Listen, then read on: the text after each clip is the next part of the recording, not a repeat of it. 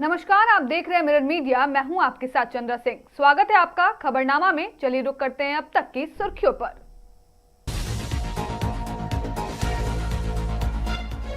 रामनवमी जुलूस बना हादसे का मैदान, 2 की मौत, सैकड़ों घायल, प्रशासन हाई अलर्ट पर।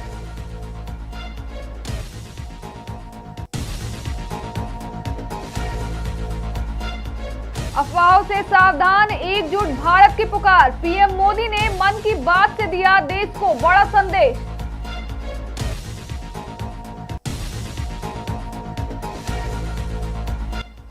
मासूम की हत्या पर फूटा जनाक्रोश, रामनवमी जुलूस बना इंसाफ की आवाज।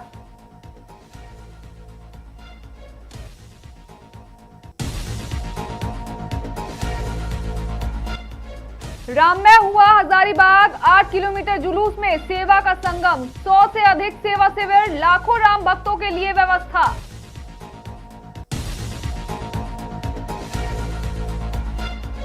दुर्गापुर में चुनावी घमासान, जय श्री राम बनाम जय बांग्ला से बढ़ा तनाव।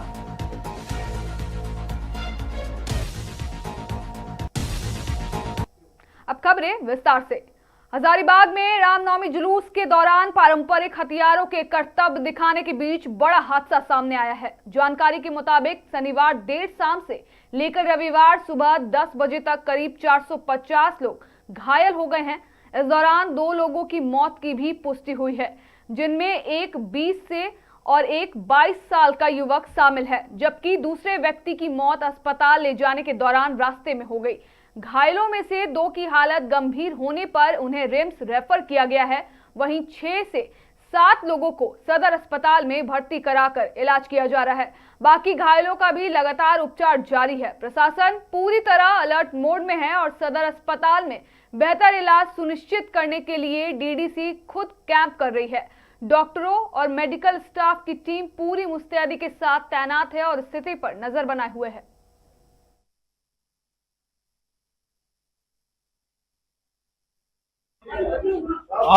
कल शाम से रामनवमी का प्रोसेस जब से स्टार्ट हुआ है तब से लगभग 400 साढ़े 400 मरीज आ चुके हैं, जिसमें कि 2-3 को हमने रेफर किया है, 7-8 लोग को एडमिट किया है और 2 ब्रॉड डेड भी है जो आते समय ही मृत पाए गए। कैसे हो पाया, वो सब स्टैब इंजरी है, आपस में तलवार भांजने चाकू भांजने में एक दूसरे के लगा दिया तो छाती में लग गया था।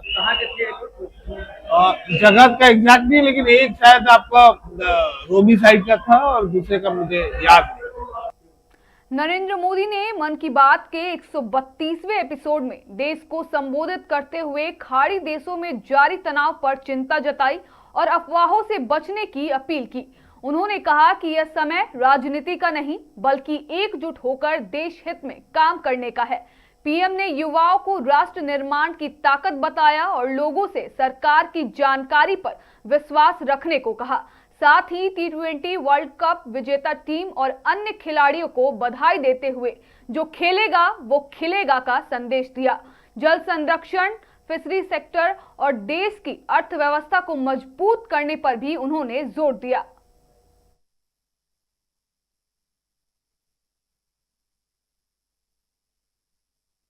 अलग देशों से मिल रहा सहयोग और पिछले 1 दशक में देश का जो सामर्थ्य बना है, इनकी वजह से भारत इन परिस्थितियों का डटकर मुकाबला कर रहा है।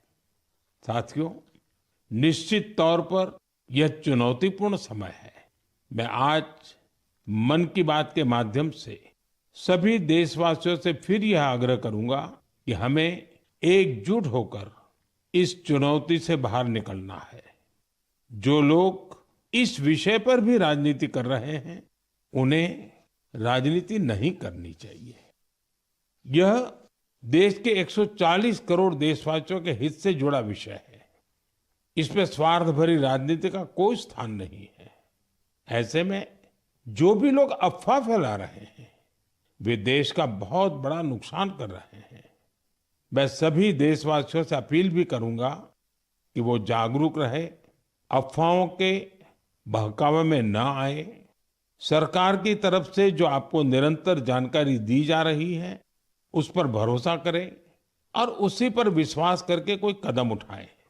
मुझे हर बार की तरह इस बार भी विश्वास है कि जैसे हमने देश के 140 करोड़ देशवासियों के सामर्थ्य से पुराने संकटों को हराया था, इस बार भी हम सब मिल करके इस कठिन हालत से बहुत ही अच्छी तरह बाहर निकल जाएंगे।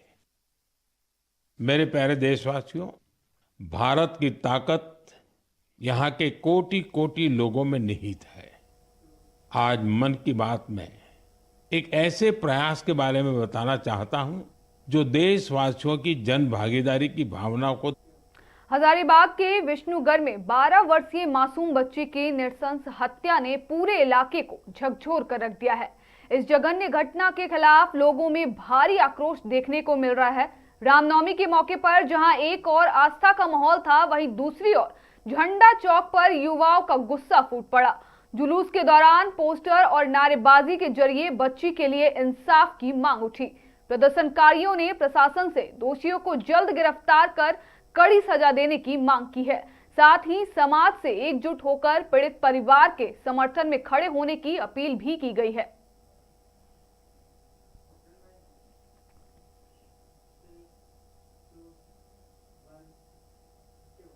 हजारीबाग में ऐतिहासिक रामनवमी उत्सव का भव्य आगाज हो चुका है और पूरा शहर राममय हो गया है। देश भर में रामनवमी सप्ताह होने के बाद यहां यह पर्व शुरू होता है, जो इसकी खास पहचान है। करीब 8 किलोमीटर लंबे जुलूस मार्ग को पूरे करने में 30 से 35 घंटे का समय लगता है, जिसमें 4 से 5 लाख श्रद्धालु शामिल होते हैं।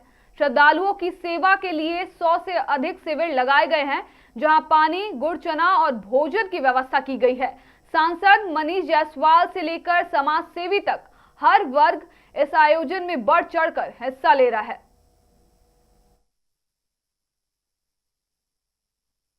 रामनवमी के नाम से जाना जाता है, परंतु मेरा आग्रह यही है कि भगवान रामचंद्र जी के चरित्र को अपनाने की आवश्यकता है।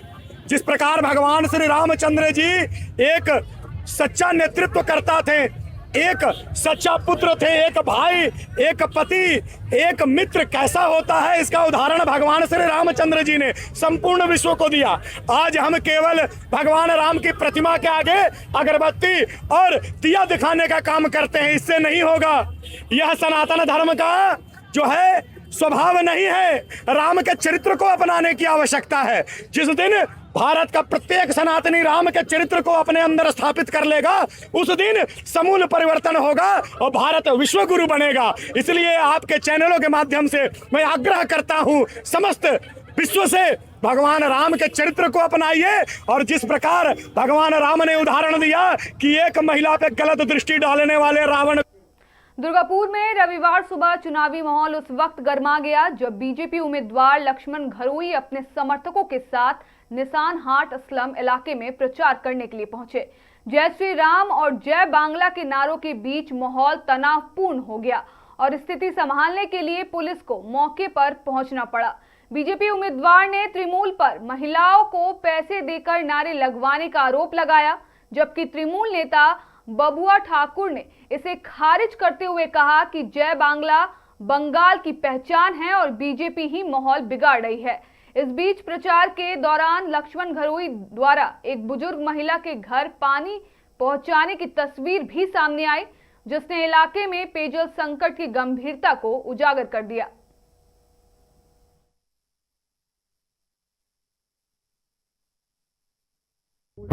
হঠাৎ ইলেকশন এসেছেন, উনি জল কেন, উনি পায়খানাটা পর্যন্ত পরিষ্কার করে লোকের এখন দেবেন। ভোট বড় বালাই, তাই করে যাচ্ছেন। ওনাকে কোনো কিছু নেই। আপনারা পাড়ায় দেখুন, প্রতিটা মানুষের নিত্যদিনের 24 ঘন্টা আমরা মানুষের সাথে আছি।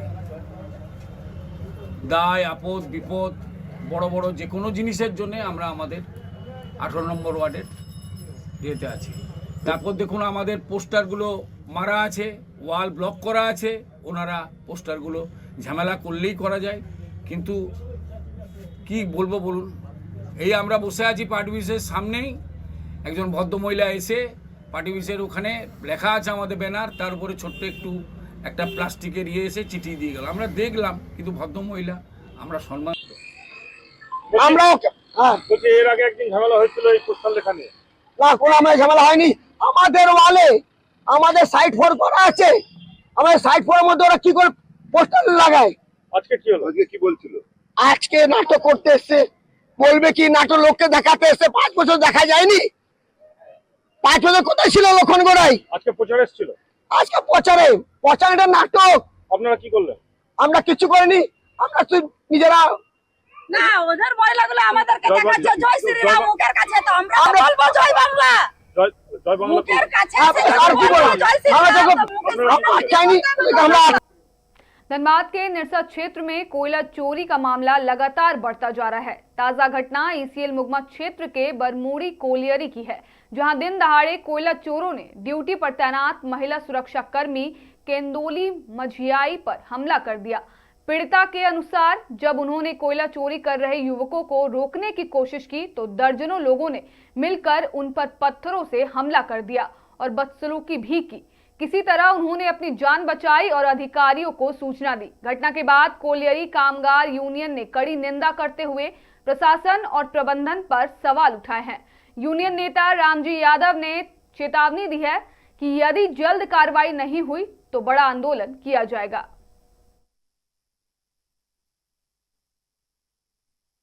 पीरियड में किसी को कोयला नहीं देंगे। हमको जानकारी उतना नहीं था कि हमको मारेगा।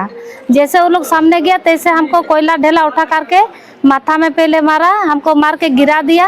इसके बाद मेरा पैर को भी उसी टाइम में कोयला गिरा दिया और उसके बाद हमको क्या किया, जैसे लोग आया ऐसे करके पकड़ करके छीड़ने लग रहा था। तब तक मेरा होश आ गया, तब हम पकड़ने लगे। तब वो लोग पकड़ने लगे तो हम पूरा गाली गलौज करने लगे, तब वो लोग भागने लगा। कितने की संख्या में थे? हम अकेले थे, वो लोग था 15-20 आदमी था। कोयला चोरी करने आया? हाँ कोयला चोरी करने आया था। और हम जानते वो लोग को? हाँ आदमी लोग को तो सबको जानते हैं, खाली नाम नहीं जानते हैं। लोकल है? हाँ सब लोकल है, पुराडिया बस्ती का है। बहन कंदली मझाइन ड्यूटी में थी, 9 से 5 उनका ड्यूटी था। उसी दरमियान 4 के 5 के बीच में 10 से 15 महिला और पुरुष लोग आके कोयला चोरी डिपो से करना शुरू किए। उन्होंने विरोध कहा कि भाई आप कोयला डिपो से मत चोरी किए। उनको ले जाके महिला लोग मारना शुरू किया। उसके बाद जेंट्स लोगों को ज़बरदस्ती करने का प्रयास किया, हाथ को पकड़ के ले जाके कुछ दूर और मारने की कोशिश की। वो बेहोश हो गई। बेहोश होने के बाद उन लोगों को लगा कि शायद कुछ हो गया, तब चोर लोग भाग गया। उसके बाद ये बहुत देर के बाद होश में आई। आने के बाद खबर हम लोग को मिला तो हम लोग आके देखे, फिर इनको एम्बुलेंस ले आए हैं और अभी ले जाएंगे थाना में केस कराने के लिए। देखिए ये जो मारपीट की घटना ये पहली घटना नहीं है, ये दिन पे दिन कोयला चोरी होता जा रहा है। हम बार बार बोलते हैं कि कोयला चोरी में एकदम निश्चित रूप से प्रबंधक चुपचाप एकदम देखते रहता है और प्रशासन भी देखते रहता है। प्रशासन भी नहीं चाहता है कि कोयला चोरी रुके और प्रबंधक भी नहीं चाहता है। हमको लगता है कि ये लोग दोनों आदमी चाहते ही नहीं कि रुके। कि इनका सामने आग के सामने आप आइए, कल देखिए आग के सामने मशीन के पास ले 2 से 3 ट्रैक्टर एकदम सुबह से स्टार्ट करेगा, 5 बजे से लेकर 10, 11, 12 बजे तक माइंस ले एकदम ट्रैक्टर को लोड करके ले जाता है। आप मानते हैं कि एकदम भट्टा में ले जाता है, एकदम भट्टा इस रास्ते से ले जाता है। हम मानते हैं। फिलहाल के लिए इतना ही। बाकी तमाम खबरों के लिए देखते रहें मिरर मीडिया।